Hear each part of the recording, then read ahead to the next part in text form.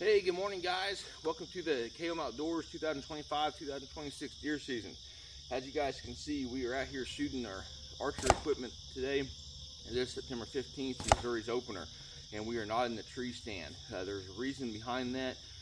We do not like to hunt early season mornings without a front until we actually have a great pattern on a buck, and then we'll move forward from there, and we'll kind of walk through those strategies I've used in the past to be very successful on three deer that have been over 155 inches. And we will hunt in the evening times a lot over food sources, but until that morning cold front moves through, I just do not feel confident. I feel like I'll do more damage than good long term in the hunting season if I start hunting mornings when it's this warm.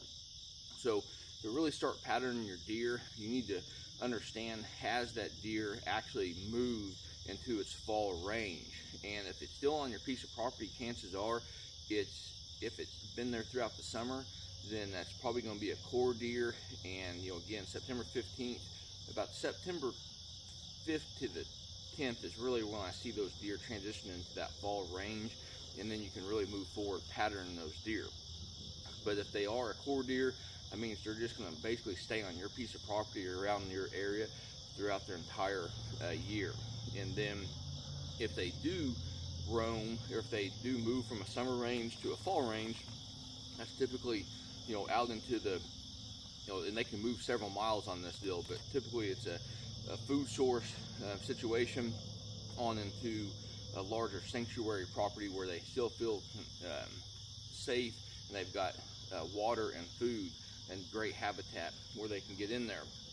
But number one is just making sure that you understand that those deer that you've seen all throughout the summer, they may not be there during the fall.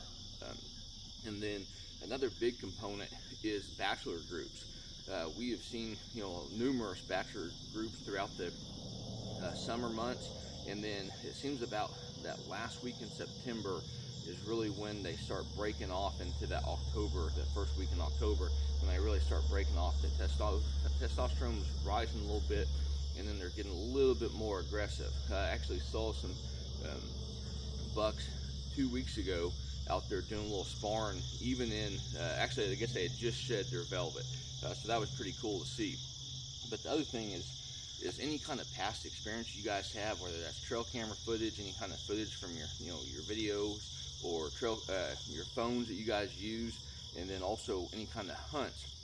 If those deer haven't been pressured, they will continue to use that same pattern year after year after year, unless something is dramatic happened to them, typically to make some sort of movement. And then once you figure out that you've got some good, clean avenue to get in and out of there, and you've isolated a buck or some deer that you actually want to go after and hunt, make sure your entry and exit, you can get in there very clean. And again, typically be hunting in that evening time period as those deer transition from their bedding on out to that food source, and get in there plenty early. I know it's going to be probably a little hot out there, but I guarantee you, if you've got a good deer that's you've patterned well, I think you're going to really find that very, very rewarding, even though it is going to be pretty hot up in the tree stand or one of your blinds. But the other thing when it comes to just patterning them, whether that's using your trail cameras, which again, use them, but don't 100% rely on them. If you guys can get out there and do some observation sits, whether that's with a vehicle over glassing bean fields, driving around the property, kind of seeing what the natural deer movement is, and then also any kind of trail cameras that you guys are running, see if there is some big time movements, and make sure your trail cameras are over that food source or even water at this point in time of the year. I think you'll really find that very well. We'll walk through 3 different scenarios. This was about 12 years ago. I killed a 155-inch 12-point that we had all throughout the summer, and this was before the cellular trail camera aspect of it. And the way that went is I had him on trail camera almost every single day throughout the summer, and then up until I think it was September 7th or 8th, I didn't see the deer on trail camera. And again, I was having to go in there and check it and stuff. But what I figured out is I went ahead and I thought, you know what, I felt pretty confident going in there, and I ended up coming in there that evening and harvesting that deer. And what that deer had actually been doing, or at least he did that hunt, is I had my tree stand right here, my trail camera on this location just to the west of it, and what that buck was doing was actually skirting around. So what that deer ended up doing is he came around that tree stand.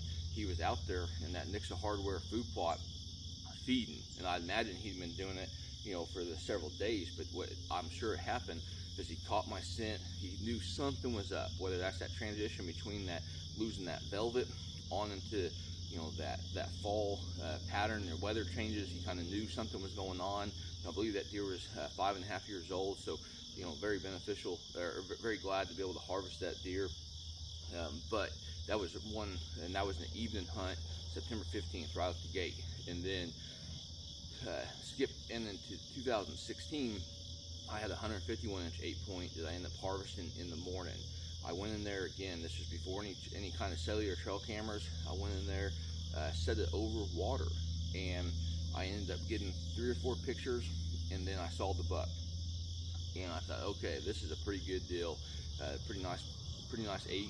And so I went in there, hung a climbing tree stand on the tree where I felt like this was going to be a good area, where I used that trail camera and the tree in a pond as a natural pinch. So I was hoping that deer was going to move through that area, on a daily basis at 20-25 yards.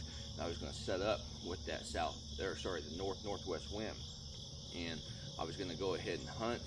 I believe I ended up harvesting that deer on a Thursday, and I was going to hunt Wednesday morning. Well, I woke up nice and early, ready to rock and roll. Looked at the weather forecast. The wind had switched, so I went ahead and said, you know what, it's even going to be a little bit colder that next morning. So I took a risk, but I definitely played that wind, because I think that deer, I know that deer, or one of those deers in that bachelor group, would have hammered me at that point if I just would have went on down the road hunting that Wednesday morning. Well, Thursday morning came through, nice foggy, beautiful morning. We got to watch the sunrise, and as I was watching that sunrise and that fog rise, those bucks just came right through there, and just like I'd imagine they would. And there was 3 or 4 younger bucks, and then Big Boy was behind him. Well, those other deer congregated around that pond, and Big Boy in the last actually came through there at first. I ended up drawing back. As I was drawing back, my thumb hit my beard, released, shot over the deer's back, and then he just stood there. So I put another arrow in, and I ended up shooting the deer at about 18 yards at that point, and he ran a little bit south, a little bit back east, and lay dead, not 10 yards from the tree. And then the very last one is going to be an evening hunt. This was a 160-inch 8-point I harvested 2 years ago, and absolute stud of a deer. I believe he was 6.5, 7.5 years old deer. Started hunting at 4.5, and the first time I ever saw him wild hunting was the evening I killed him. And this is an observation, and basically I had all these trail cameras around these properties, and I just could not figure out where he was at. But what I did utilize those cellular trail cameras for is where he wasn't, or where at least I thought he wasn't. So I ended up going around the bean field, and all I saw is I topped the hill, and all I saw was a big rack, and he jumped over the fence. I instantly took a picture of where that deer went through, and I marked it on onX.